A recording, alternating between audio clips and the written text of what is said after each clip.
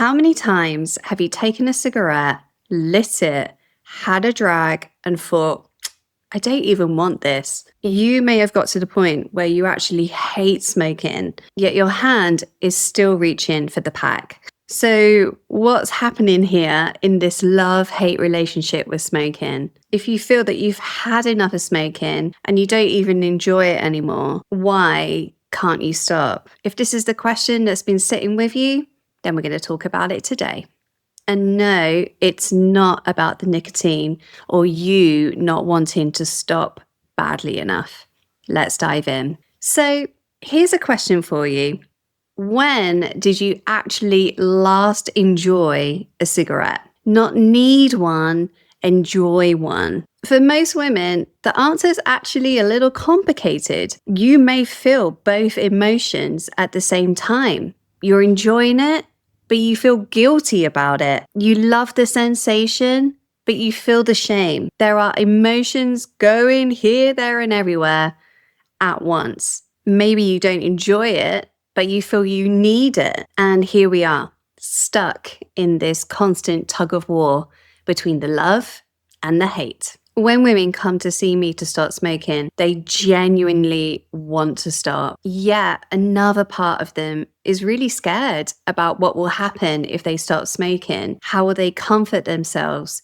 Who will they be? How will they fill up their time? What is their routine like without smoking? And there really is no shame in this if you have tried to quit again and again, because I believe that the stop smoking industry is failing us big time. Because if you've ever felt that there is a lot more going on with you with smoking, way more than the nicotine, you're right. The stop smoking industry is telling you that you have a nicotine problem, that you have an addiction problem. And I'm curious about what you think about that. How much do you think that quitting smoking is to do with the chemical, with the nicotine? If you've ever gone back to smoking after quitting and just been like, I can't believe that I'm here again. There has to be something more to this. Why can't I quit?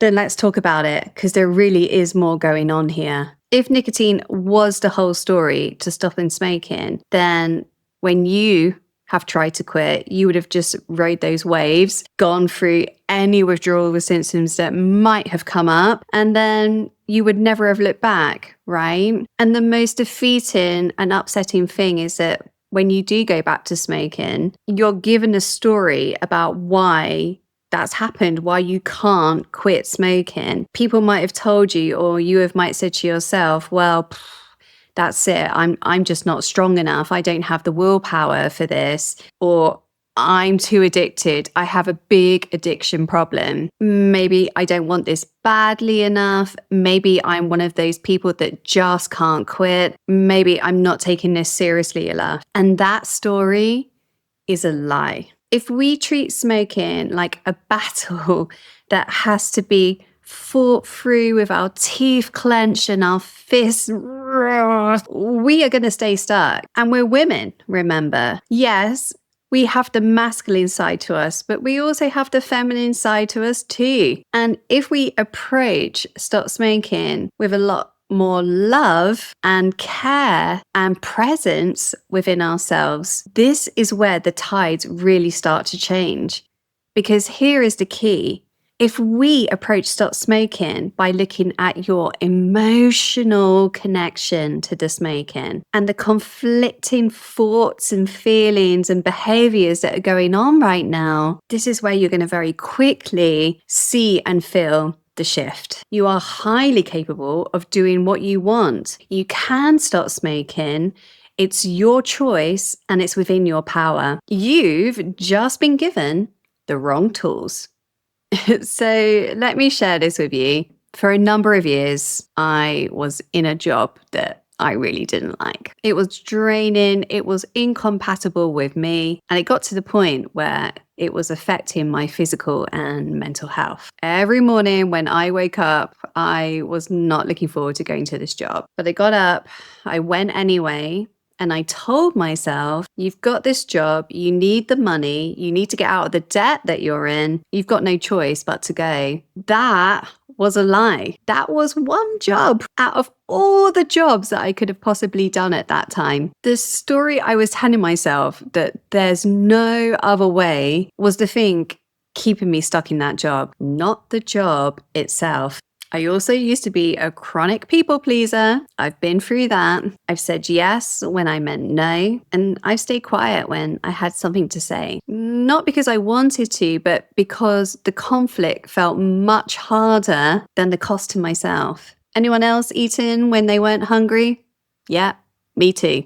I was reaching for food just to feel the comfort, move through the stress. Do you see where we're going here? Every single one of these things, whether it was the people pleasing or going to a job that I didn't like or overeating or smoking cigarettes, every single one of these things was trying to manage something, fill up something, or keep something at bay. And the smoking is doing the same thing for you. So let me ask you this. What is the smoking trying to manage, fill, or avoid for you? Because we are creatures that can get into a certain groove, and the smoking is going to keep doing what it thinks is helping you until you find out what is actually happening and create a new path. Here's another question for you. Where, when, and with whom were you when you first had your first cigarette? What was happening at that exact moment? There is a strong reason why you reach for the cigarette, or if you're vaping, why you reach for the vape in the first place. It could have been out of rebellion, excitement, stress, peer pressure, curiosity, to belong to something or to escape something. There are so many reasons why people start smoking, and there is meaning behind the confusion that you're currently experiencing of why you are still smoking, even if you don't like it. And that thing underneath, it is something so human and understandable. And it started making sense at some point that the cigarette was going to fill that need. And it just never got updated. When you find the real reasons why you smoke and you start to see how amazingly capable you are and all the great things about you, it really doesn't feel overwhelming. What you can be currently holding onto so tight out of fear of letting go of, when we work together, it's going to just release. It feels like relief. It feels like freedom. It feels like coming back to the real you.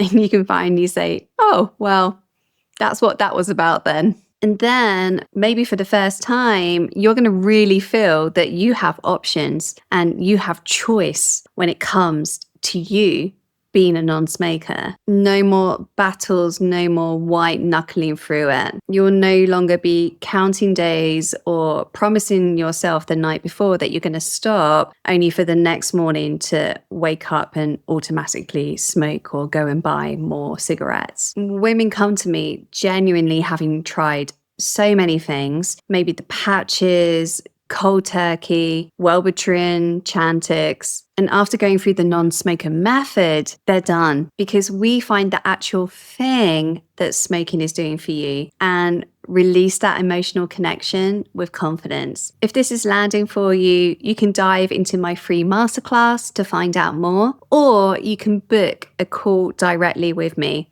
It's 30 minutes, it's free.